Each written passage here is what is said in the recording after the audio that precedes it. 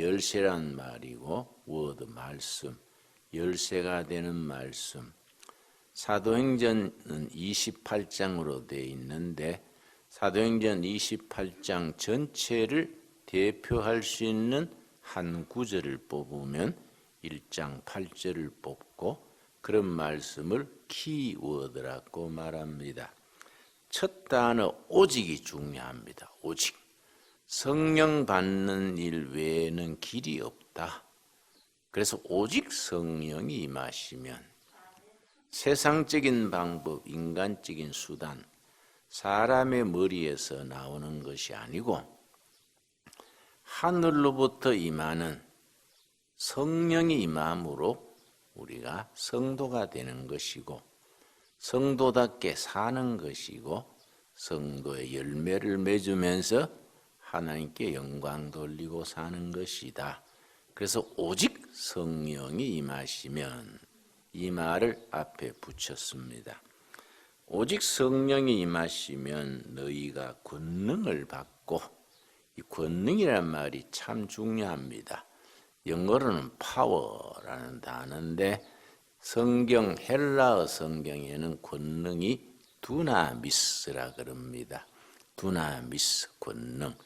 너희가 성령을 받으면은 두나미스 권능을 받는다.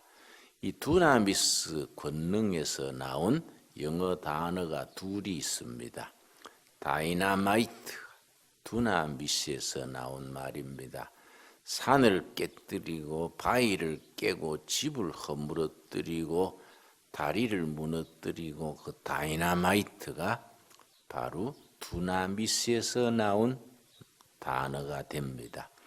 성령의 권능이 능력으로 임하면은 성령이 권능으로 임하면은 다이나마이트가 폭발하듯이 강팍한 심령이 녹아지고 깡패 같은 불량배도 하나님의 종이 되고 참 돌같이 굳어졌던 마음이 성령이 임하면은 성령이 강권으로 역사하시면은 변해서 새 사람이 됩니다. 우리 교회사의 가장 대표적인 성령이 다이나마이트처럼 역사해서 새 사람 된 귀한 목사님의 이야기가 있습니다. 김익두 목사님.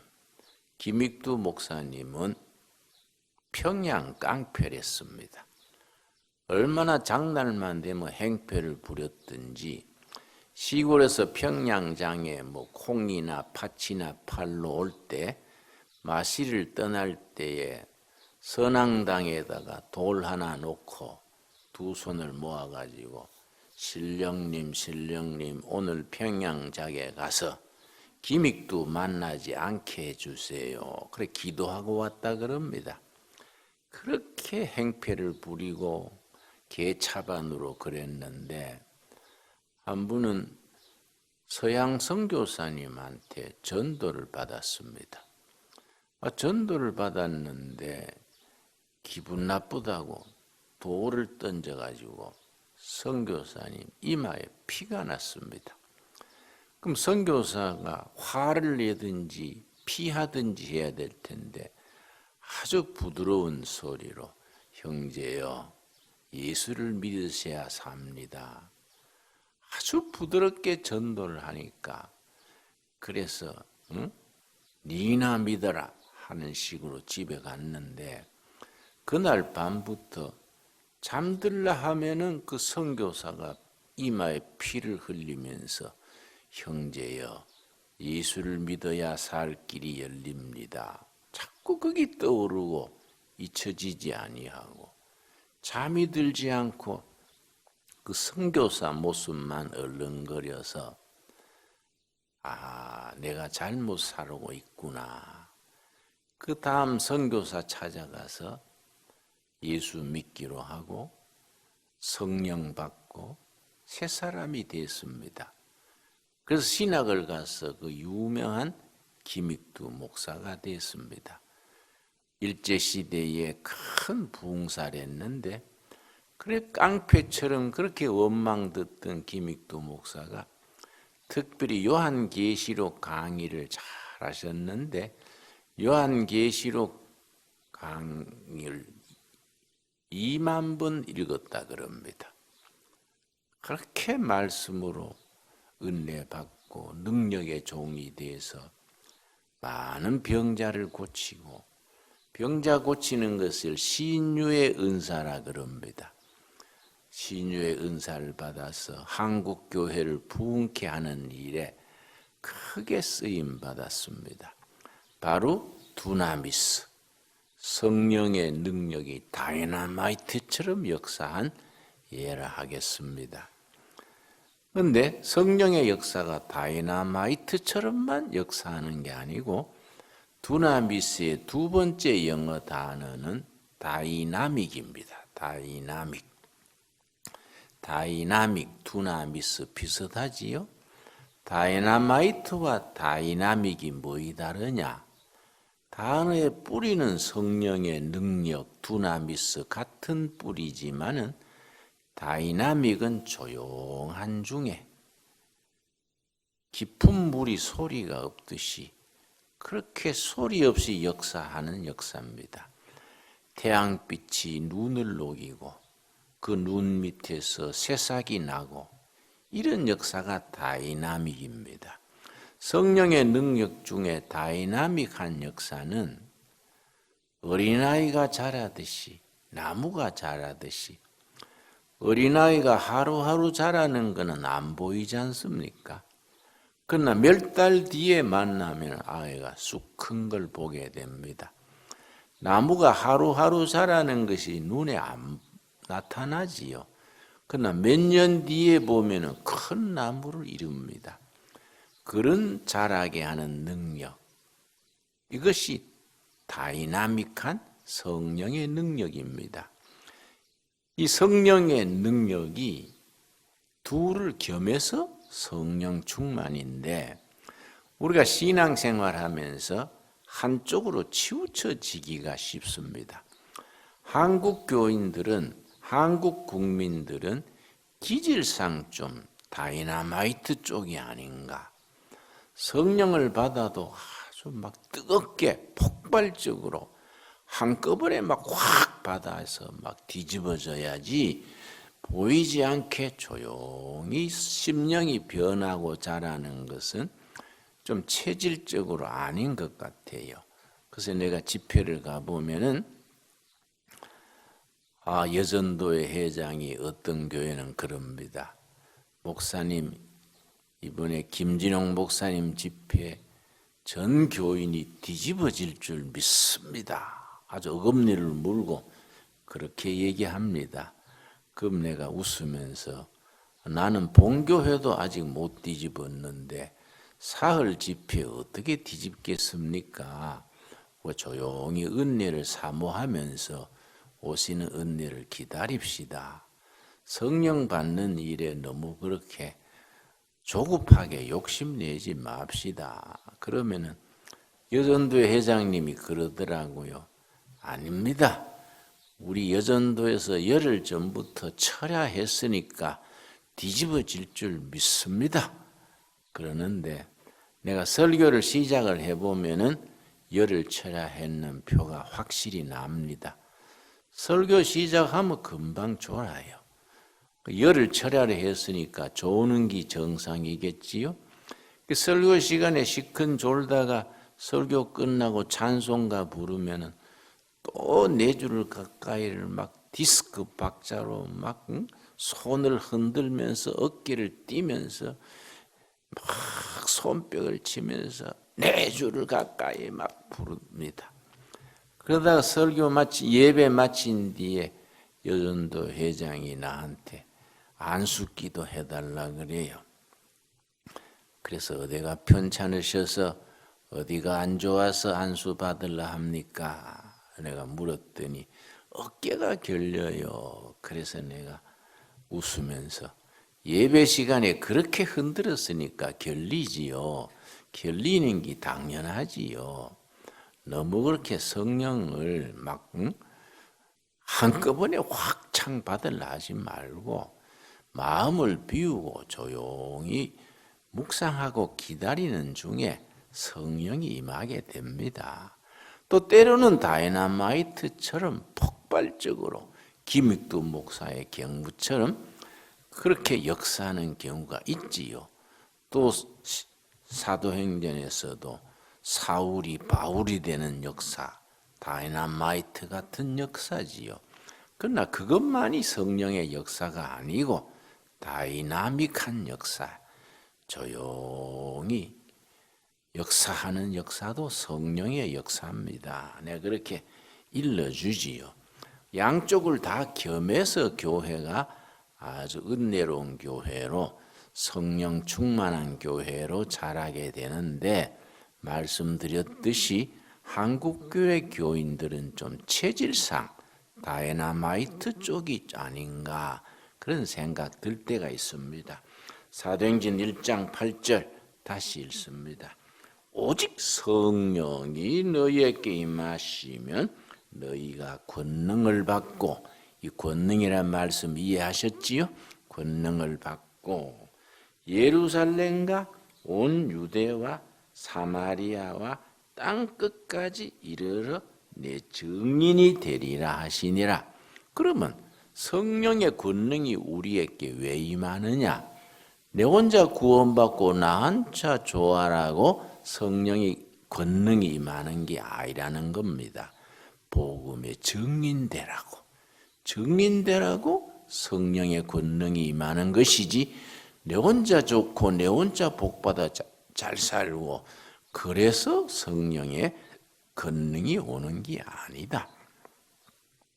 복음의 증인이 되게 하기 위해서 오는 것이다. 증인이 되는 그 범위를 한 단계 한 단계, 네 단계로 일러줍니다. 첫째는 예루살렘과, 둘째는 유다와, 셋째는 사마리아와, 마지막에는 어디까지입니까? 땅 끝까지. 온 지구 전체 땅 끝까지 내 증인이 될 것이다. 성령 받아가지고 자기 교회만 붙들고 자기 가정만 붙들고 자기 믿음만 지키는 것이 아니라 복음의 증인이 돼서 예루살렘과 유다와 사마리아와 땅 끝까지 증인되라고 성령이 임하는 것이다. 참 귀한 말씀이지요. 이 말을 지금 우리한테 비추어서 말하자면은 우리에게 성령이 임해서 권능을 주셔서 이 동두천 의정부와 경기도와 한국 한반도 전체와 아시아 세계 땅 끝까지 증인이 되게 하려고 성령의 권능이 임하는 것이다. 그렇게 이해하면 되겠습니다. 자, 땅 끝까지 증인이 된다 그랬는데 이 증인이라는 단어가 참 중요합니다. 증인이란 말이 성경 원문에 말투리아입니다. 말투리아, 증인, 복음의 증인이 되리라. 말투리아인데 말투리아에서 나온 단어가 순교자, 마터입니다. 마터. 이 말이 왜 중요하냐? 초대교회에서는 복음 증거하는 건 바로 사형장으로 가는 길이 되었습니다. 그래서 복음이 증인된다는 말과 순교한다는 말이 같은 단어가 된 겁니다. 증인 말투리아가 마터 순교자로 이어지게 됩니다. 그렇지 않았겠습니까? 초대교회 로마 시대에는 예수 믿는 것 자체로서 사자밥이 되고 화형당하고 했는데 그 복음을 나가서 전하면은 그야말로 막바로 순교 길로 가는 거지요. 그래서 초대교회에 증인이란 말이 말투리아고 순교라는 말이 말투리아, 마터로 이어진 겁니다. 근데 요즘은 우리가 너무 복음 증거하기에 쉽지 않습니까? 우리가 복음 증거하다가 고발당하는 것도 아니고 잡혀가는 것도 아니고 징역 사는 것도 아니지요. 참 축복받은 시대인데 그 고마운 줄 모르고 우리가 너무 우리 자신의 껍질에 매여 가지고 이 귀한 복음의 능력을 제대로 드러내고 전도하고 열매 맺지 못하고 살고 있지 않는가, 우리가 깊이 반성해야 될 점이다 생각합니다. 그렇다고 우리가 복음의 증인되기 위해서 재산 다 팔아가지고 예배당 바쳐라는 것도 아니고, 직장 그만두고 해외 선교사 나가라는 말도 아니고, 자기 살아가는 범위 안에서, 자기 가정에서, 마을에서, 섬기는 교회에서 순교자적인 마음을 가지고 증인으로서 사는 거지요. 이게 이 사도행전 1장 8절이 그런 점에서 참 소중한 말씀입니다. 자, 사도행전 1장 8절 우리 한번 다시 같이 읽고 오늘 마무리하겠습니다. 자, 오직 성령이 너희에게 임하시면 너희가 권능을 받고 예루살렘과 온 유다와 사마리아와 땅 끝까지 이르러 내 증인이 되리라 하시니라. 이 말씀이 이해가 갔습니까? 이 말씀에서 딱 마음에 담아야 될 구절은 세 부분입니다. 오직 성령이 임해야 된다. 성령 받는 일 외에는 길이 없다. 오직 성령이 임하시면, 두 번째는 성령이 임하셔서 권능, 두나미스를 받는다. 그 두나미스에는 다이나마이트 같은 폭발적으로 변화되는 능력, 또 다이나믹하게 햇빛이 눈을 녹이듯이 어린아이가 자라듯이 삶 속에서 변화되고 자라는 능력이 겸해지는 것이다. 이 둘이 합쳐서 성령 충만이다. 세 번째는 성령이 임해서 두나미스 권능을 받는 것은 땅끝까지 자기 있는 자리에서 증인이 되게 하는 것이다. 증인이 말투리아인데 말투리아에서 순교자, 마터를 같은 단어를 쓰게 됐다. 그래서 우리가 살아가는 생활이 순교자적인 다짐으로 증인되는 삶을 사는 것이 성도의 생활입니다. 조용한 가운데 오늘 또 내 삶의 자리에서 증인답게 사는 것이요, 이것이 우리가 마음에 새겨야 될 말씀입니다. 우리 기도하겠습니다. 하나님 감사합니다. 우리 사도행전 공부하여 세 번째 시간입니다. 사도행전의 대표가 되는 말씀 1장 8절 말씀 오늘의 묵상으로 살폈습니다. 오직 성령이 임하시면, 우리가 성도로서 살아가는 길에는 성령이 임하지 아니하고는 길이 없는 것을 확신합니다. 성령이 임하시면은 두나미스 권능, 능력을 받고 그 권능이 폭발적인 역사와 조용한 섭리주의에 순종하는 삶 합쳐서 성령의 권능입니다. 가정에서, 일터에서, 섬기는 교회에서 성령의 권능에 충만케 하여 주시옵시며, 그 권능으로 순교자 되는 증인으로서 살아가게 하옵소서. 때로는 손해볼지라도, 때로는 원망 들을지라도, 때로는 오해를 받을지라도 복음의 증인답게 당당하게, 담담하게, 순전하게 복음의 증인의 삶을 하루하루 살아가게 하여 주시옵소서. 이 자리에 귀한 성도님들 한 분 한 분 마음의 소원을 응답하시고 그 기도가 응답되어 하나님께 영광 돌리게 하시며 자신의 믿음이 뿌리가 깊이 뿌리 내려서 성령의 능력, 권능을 드러내는 복된 삶이 되게 하옵소서. 그리하여 어디서 무슨 일을 하든지 성령의 권능을 드러내는 증인으로 살아가게 하옵소서. 예수님 이름 받들어 기도드렸사옵나이다.